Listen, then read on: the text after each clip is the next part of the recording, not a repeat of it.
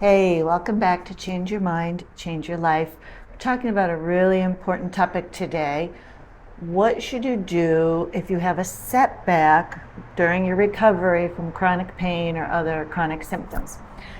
I'm Dr. Christine Bradstreet. I'm a retired chiropractor, and today I run this channel to help people like you overcome chronic pain or other chronic symptoms that are the result of mind-body or neural circuit syndrome. So this is a common question. How should you handle it if you have a setback? Because it's very common that setbacks happen in the healing process. They don't have to, but it's not uncommon to make a few steps forward and then have a step back, a few more steps forward, a step back, or for pain to go away in one area only to crop up in another. So how do you handle setbacks like that? That's what we're going to cover today. Before I do that, please take a quick moment to like the video and also to subscribe to the channel and hit the bell for notifications so you won't miss any future content. Excellent, welcome back. So before I go any further, I want you to remember that most chronic pain is the result of the mind-body connection or neural circuit syndrome. Most chronic pain is not the result of some sort of structural defect or old injury or heredity. I know that's different from what you've been told, but science backs this up. Chronic pain is coming from your brain and not from your body, and that's why you are in the right place to help learn to heal from it. For starters, I get what you're going through. I understand what it's like to have chronic pain because I had chronic pain starting in my teenage years, and I've had other chronic nuisance symptoms as well. And these techniques that I'm sharing with you today, I didn't invent them, but I'm putting them into easy to understand, easy to digest videos and blogs to help you learn how to do what I learned how to do. And then on top of that, I spent decades taking care of people that had chronic pain. So I have learned a lot in the chronic pain field, and I'm here to share that with you. I know how much physical, mental, and emotional energy, and even money you've poured in to trying to heal your chronic pain. And every time you have a setback, it can feel like the pain is never going to go away. It can make you feel frustrated and despondent. It can send you spiraling right back to the beginning or even worse. So here's what you absolutely must do if you have a setback while you're recovering from chronic pain. You must protect your thoughts. It's your thoughts you need to protect. You don't need bed rest, you don't need special supplements, you don't need special pillows and supports. You need to address your thought. Because the chronic pain is coming from your brain, you need to teach your brain that everything is okay for the pain to go away. So, in the midst of a setback, the most important thing you can do is love yourself and have compassion. Now, I know that might sound too airy-fairy for you, too emotional, too feelings, but has the other option worked very well for you? Loving and accepting yourself exactly as you are, even in the middle of a setback, is probably the last thing you think to do. Maybe it's really hard or you resist loving yourself, but don't overlook this key ingredient in healing. Loving yourself means you're kind to yourself, that you treat yourself with compassion and understanding. Listen, you can love yourself or you can hate yourself.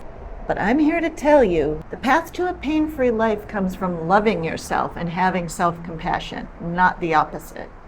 So when you have a setback, you just lovingly pick yourself up, brush off the dust, and start over again. Beating yourself up over a setback only pulls you backwards. It's the opposite direction of healing. Beating yourself up only dials up the fight or flight response that's responsible for your pain. Now I get it. It's easy in the middle of a setback to feel like that's the only thing in the world. In your mind, a setback feels enormous. But let me tell you, it is not. It's nothing more than just one step on your healing path.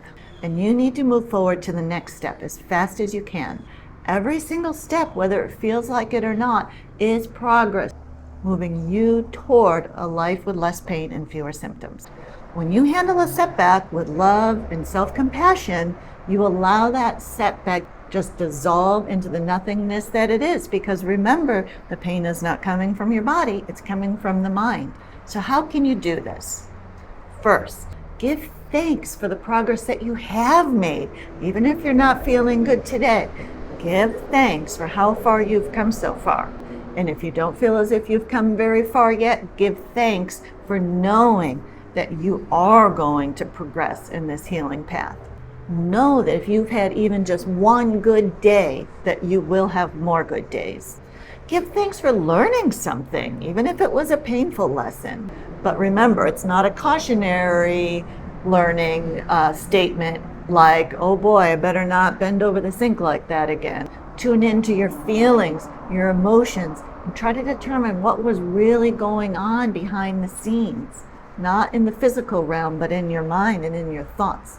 And even if you're not sure yet what that lesson is, give thanks knowing that you have learned something either subconsciously or it'll become aware to you later.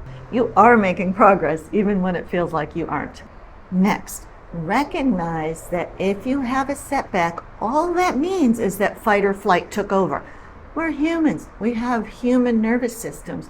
Fight and flight is wired into our brains and bodies. So fight or flight got a little bit overzealous. It resulted in you having pain or symptoms, nothing more than that.